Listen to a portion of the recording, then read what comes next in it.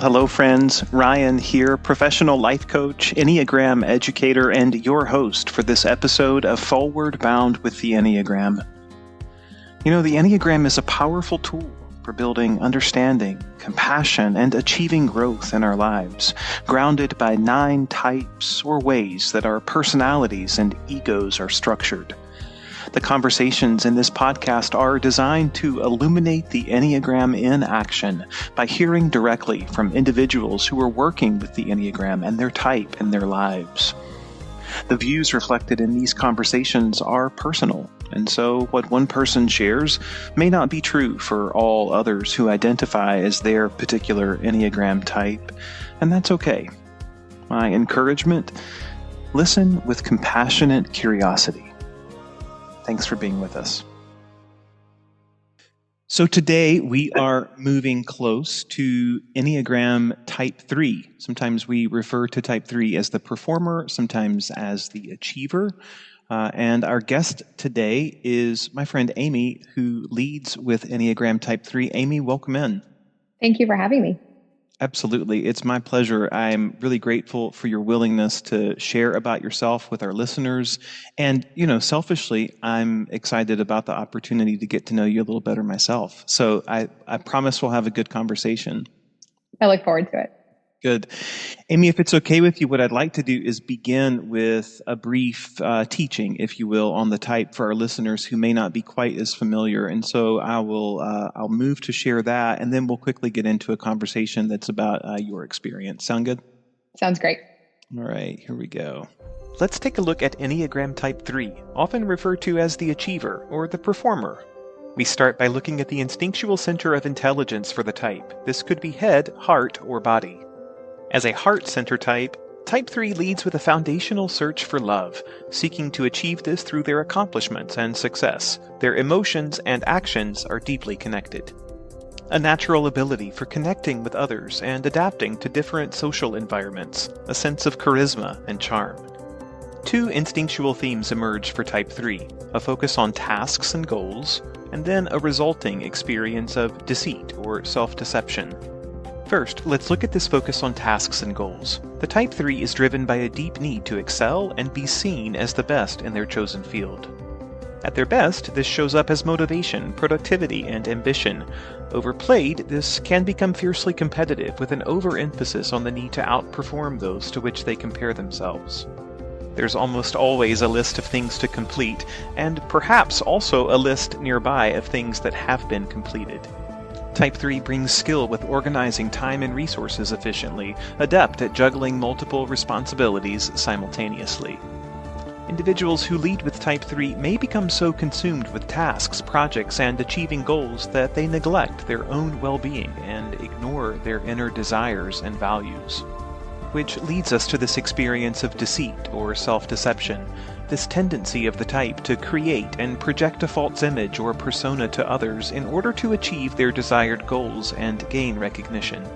The type becomes adept at reading social clues and understanding what others value or expect, allowing them to shape their image accordingly. There can be this fear that revealing their authentic selves with all their imperfections and vulnerabilities may lead to rejection or criticism. Maintaining this carefully constructed image can be exhausting, leaving the individual who leads with Type 3 unsure of who they truly are beneath the surface of a facade they have created. And now let's look at the virtue for the type, the highest expression of their potential.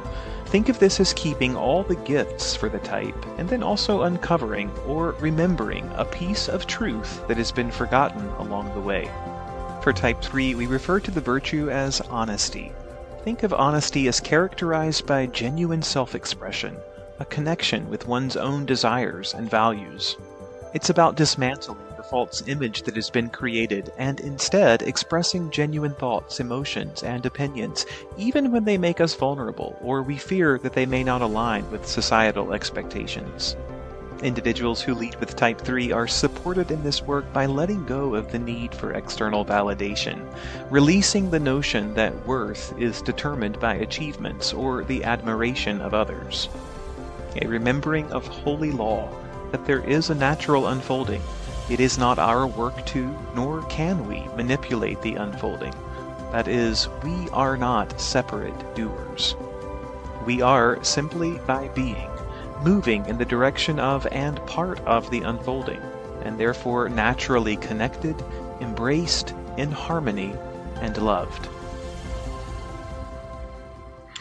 Okay, so I think it is fair to say before we go any further that this is really just a place to start the conversation. Amy, you or other folks who are listening who lead with type 3 may or may not identify with everything that is there in that recording.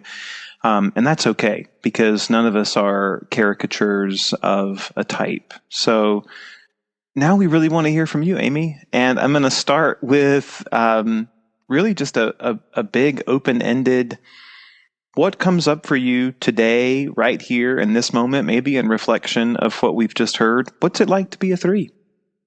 So when I first learned that my Enneagram was a type 3, I got a little defensive and thought, ooh, that description sounds like someone who wants to be liked and just wants to be popular. And that's not me at all. I have so much more depth. And then I really looked into it more and thought it's more complicated than that. It's more like what I am motivated by, what fills my bucket, and how I go about doing that. I think it also impacts my learning style and how I get things done at work. And it's given me a vocabulary to kind of talk about how I work and why I'm motivated a certain way. Yeah, I love that. And, I think this notion of folks seeing, or learning about what ultimately is their type and feeling some sense of defensiveness around it is a pretty common experience. I'm curious. I love what you said, that this is more than just about, someone who needs to be liked, that this really gets to some central motivations for you in your life. Would you be willing to share and talk a little bit about that? What does motivate you? Yeah, accomplishment. And sometimes it does not, it often isn't independent. I love winning as a team. My success, my achievement does not have to be individual. I love team sports. I love working with a team at work. I am so happy to share credit, and I feel accomplished when my team wins, which is highly motivating. I think the recognition piece, sometimes that feels a little soft, but it really does matter. Sometimes just a good old atta girl is enough to, really keep me going. Yeah. And say a little bit more about what that means when you say the recognition piece sometimes feels a little soft. What does that mean? I think sometimes it could be construed, or maybe I've been personally self-conscious of it being construed as someone who is needy or someone who just wants to be told they're doing a good job. But I think what I've learned and why I'm trying to forgive myself and be conscious of with others is that recognition really does matter.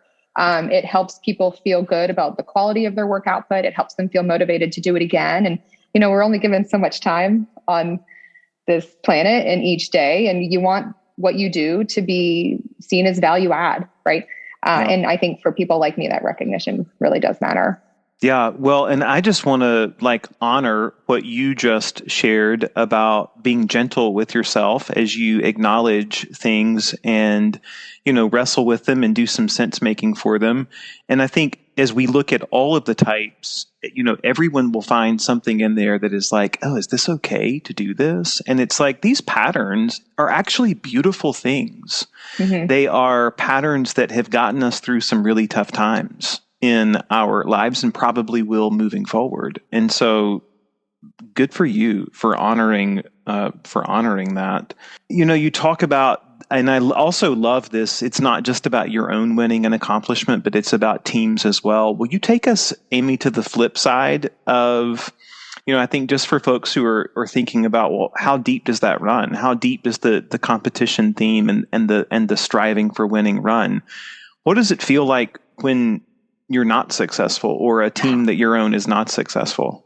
I have faced my share of adversity. It's not great, I think, as the kids say. It has been hard for me in the past, I think, to recover from big losses, personal and professional. I have a vivid imagination to compound things further. It makes problems maybe seem bigger than they are. It makes the failure seem bigger than they are. I've done a lot of work on myself to be gentle and to forgive, and you are not your biggest failures. But that has taken a lot of hard work and continues. Yeah. And I think when we think about, folks, I think it's probably fair to say no one enjoys, failure or not being successful. I think that's probably fairly human. I'm curious, maybe it might be helpful to think about what is your response other than just it not feeling good. Give you sort of an example, like some folks faced with, the idea of failure go into sort of a withdrawal space where it's, deep contemplation and sadness and maybe even shutting down. And then, on the flip side of that, folks are, just compelled to move even harder toward action. And so just using that dichotomous, example, where would you put yourself, on a continuum? I'd like to tell my kids that you learn from failure, and failure makes you better in the end. But that is really hard for me to internalize. I think in the past, especially, I've struggled with withdrawal at failure, done a lot of work on myself. And if I can be action oriented, I think it is a better outcome for me. I sometimes say the only way out is through. You just have to get through the muck. You have to do the next right thing. And ultimately you get to the other side. So I really try hard to remember that, to stay focused on what you can control, forgive what you cannot. Yeah. What comes up for you thinking about, how much downtime is there in your life, Amy? Well, I'm a divorced mom of 2 kids and I work full time. Not a lot, I would say, a downtime. I think I'm better when my time is full. I like the activities. I have a really vibrant social circle that's diverse, and I like to fill my non-kid time with my friends, and I think it's helped me get a better balance. Well, what about, moving into a spot where it is literally like just you? It's hard to be alone with my own thoughts, Ryan. I've got a lot of them. I love to read. I don't need to be on my phone the whole time. I don't think like incapable of being alone in that regard. I love to be outside. I love, we hike a lot as a family and just as myself. But sometimes just that ability to turn my brain off can be really difficult. I think one of the reasons I got into yoga a decade plus ago is because it's one of the only ways I can really shut my brain down by just focusing on not dying in that 100-degree room. It helps me just finally be present and quiet. Yeah. Yeah. Well, and I think that's a perfect example that is really helpful for a lot of folks, right? Because there's still some structure to it. Like it still feels like that you are being active and doing a thing. There is a framework, but it's a framework that really allows for, dropping into some good old breath work and self-reflection even. Yeah. Yes. Yeah.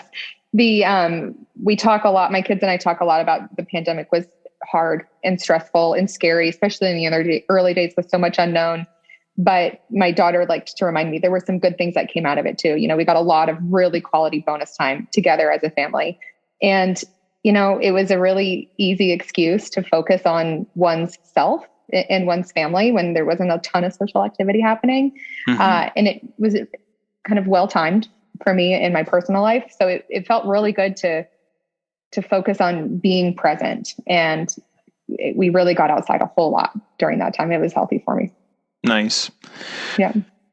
What would you share about how you came to know your type? What was that journey like for you? Yeah. So there's an amazing woman I work with who offered it up as kind of a learning tool, to help you understand yourself and your teammates better. She kind of walked us through, this is what this may mean for you. And these are ways to work better with your team. These are their general strengths and opportunities. This is what happens when they're healthy and unhealthy. These are their motivators. And I found it to be really fascinating and helped me understand my team better. Yeah. Anything that you would be comfortable or willing to share, maybe some examples generally of how an awareness of your own type is helping you to move about in your workspace more effectively? A couple of things, I guess. One of the things that I was originally defensive about, but then grew to appreciate was I'm a natural line leader. I also was given the gift of gab. So I can talk to anybody. I don't know how well I'm doing for you here, Ryan, but I love you're great. to talk to people, and matching that with a line leader it sometimes can suck attention to oneself. I don't ever mean to detract attention from others, but it does, I think, give us an advantage as a team when we kind of allow that to happen, that my team is advocated for. I'm never afraid to stick up for myself or others. I feel very comfortable in that role. I feel very lucky that I have an opportunity to play that role for myself and for others. Kind of learning that and embracing that has been good for me. I also really liked, recognizing the vocabulary for when I am unhealthy in my 3 status, what that behavior looks like, so that I can kind of stop the progression of it. I can be a little bit short, and I get really heads down when I'm stressed out. And it's nice to kind of push back from my desk and remember, like, other people are counting on you. Pull yourself together. And, I take that really seriously. Yeah, that was rich sharing. I want to come back to a couple things in that, Amy. So thank you for all of that.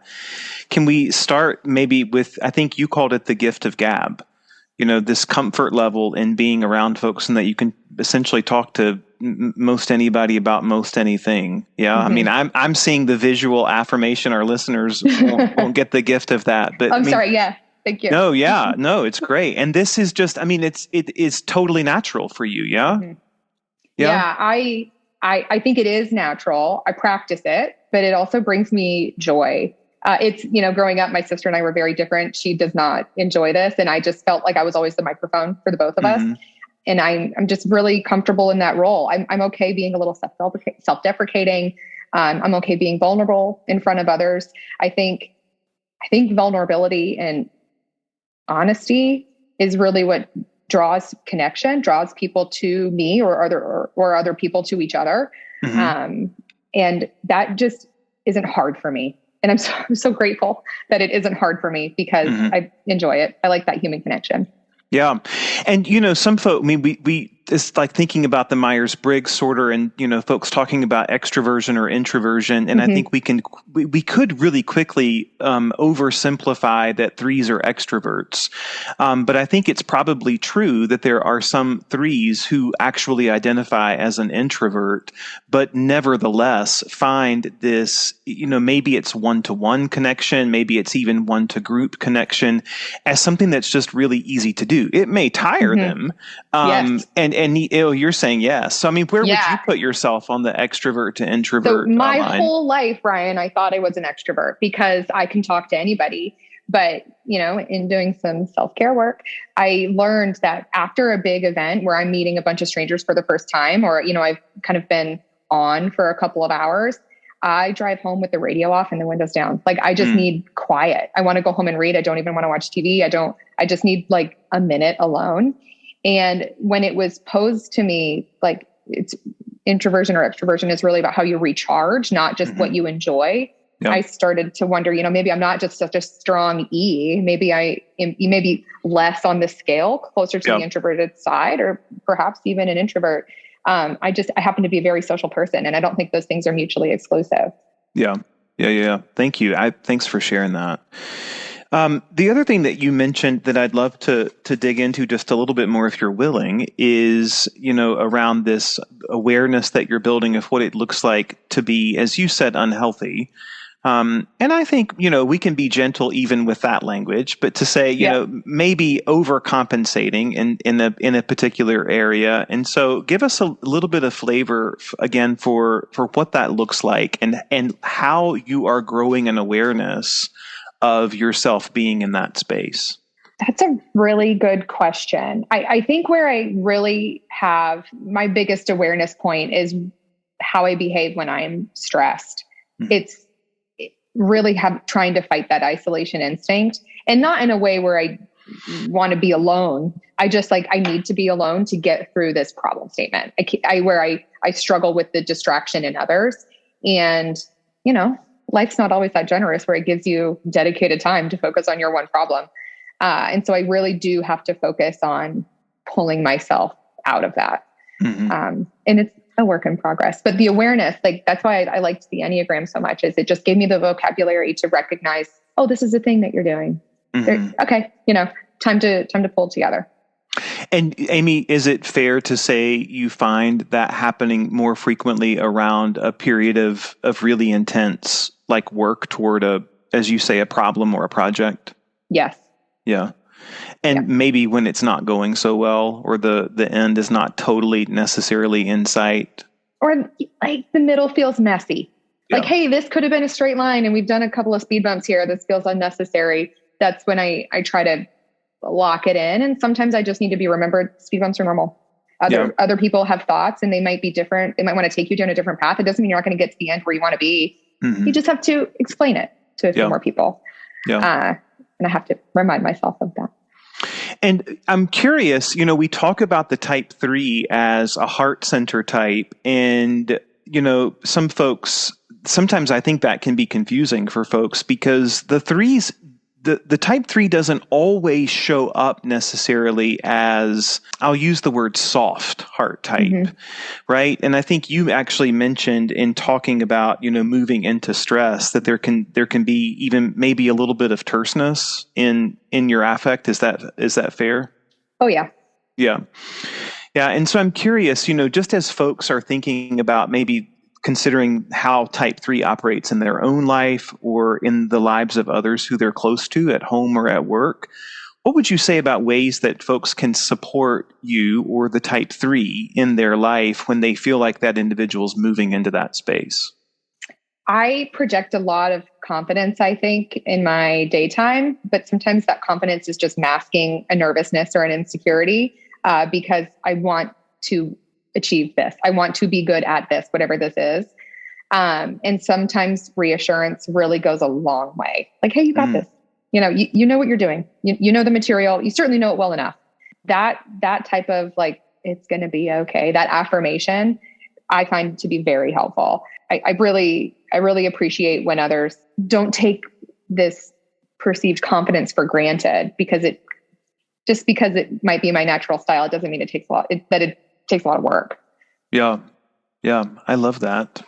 What do you think that, speaking about folks who may be considering whether someone in their life is a type 3, what are maybe some misconceptions? This is an opportunity to set the record straight so that we're not being unfair as we characterize the type. What would you say about that? We may be competitive, but it doesn't mean we want others to lose. Sometimes that competition is just with myself. I just want to win. I don't care if we all win, but, like, I want to win. And I don't get any joy from others' misfortune. It makes me uncomfortable. That's not fun for me. I want us to do well collectively. Yeah. Thank you for sharing that. That's actually really great. Like, that the winning is not about being at the expense of others. I mean, no. I love that you're like, that actually feels uncomfortable for other folks. I mean, I think that's the heart center. Like, we hear the heart center at work right there. Yeah. Thank you for that. Yeah. Maybe one last question from me, and then, just anything else that you want to share before we wrap up the conversation. But as we think about, the level of activity for folks who lead with type 3 and this focus on getting things done, there are other types that also show up, really active and even with a focus on accomplishment. But I'm going to give you one of these continuums to sort of think about where you would place yourself on. So some folks think about, getting things done meticulously. Like close attention to every single detail. There's a right and a wrong way to do this. I mean, we'll call that perfectionism. Yeah. Just for the sake of it. And then on the other end, again, false dichotomy, but on the other end of this example is really the most important thing is to get this done and move on to the next thing. And so if I need to cut a corner, and it's okay to cut a corner, I'm going to cut a corner. This focus on efficiency and, really more about getting it done. Yeah. Which of those feels more relevant to you? The latter. The latter. I feel I am not a perfectionist, but I care a lot about doing something with quality for things that I want to do with quality. Mm-hmm. So I'm happy to cut corners on things that aren't my top priority for the sake of efficiency. I think it's why I really love working with the analytical types, because I find us to be very compatible. Like big picture, do the pitch, get the funding, and heads down would prefer to just do the work. It's a good balance for me because sometimes in the weeds can be a bit of a challenge for me. Yeah. I saw, it's part of your materials that 3s might love a task list. I love a task list, but I don't always get through it all. Like there's too many things that don't make the task list. Like I've got a couple different task lists running, but I really count on some of those others to like keep me on it. Yeah. Well, so I think that's also a really great nuance that you've pulled out here, which is, again, lest we characterize or make a caricature of the type. Like, yes, there is a focus on efficiency, but that doesn't mean that you're incapable of focusing on the meticulous details, but you're making a calculus of, is that necessary? Is there someone else who's taking care of that? Can I focus my energy in a different way here? If not, okay, I'll do it, but maybe not necessarily the preference. That's right. Yeah. Thank you for that. Well, we are almost at time, Amy, but I don't want to end without, giving you the last word. So anything else on your mind, any, thoughtful words of wisdom or just other things that you were hoping that we might cover in the conversation that you think folks might find helpful? Well, to my fellow 3s, you got this. Like this is an achievable thing. It's been kind of a fun learning experience, and I've just really embraced it. So thanks for letting me share today, Ryan. Of course. Well, it's been my pleasure. I really, again, appreciate your willingness to jump in here and share yourself with me and with everybody else who listens. So cheers to you. And we're moving through season 1 in these one-on-one conversations, and then an eye toward future seasons of bringing some folks in pairs or even trios to look at how types work with each other or sometimes even work against each other because of particular patterns. And so maybe we'll keep you on the short list and you'd be willing to come back for a follow-up conversation. I'd be honored. Okay, awesome. Thanks so much, Amy, and we'll see you soon. Thanks. Bye. All right, bye. We hope you are taking away a new learning or insight today, maybe about yourself, someone in your life, or both. If so, time well spent. And if you are ready to explore this work on a more personal level, I invite you to be in touch. Visit us on the web at forwardbound.com. That's FOURWARDBOUND.com. There you can learn more about our coaching and Enneagram education work and schedule yourself for a free of charge discovery call. Finally, we look forward to welcoming you back for another episode of Fourward Bound with the Enneagram very soon. Again, thanks for spending this time with us. Be well.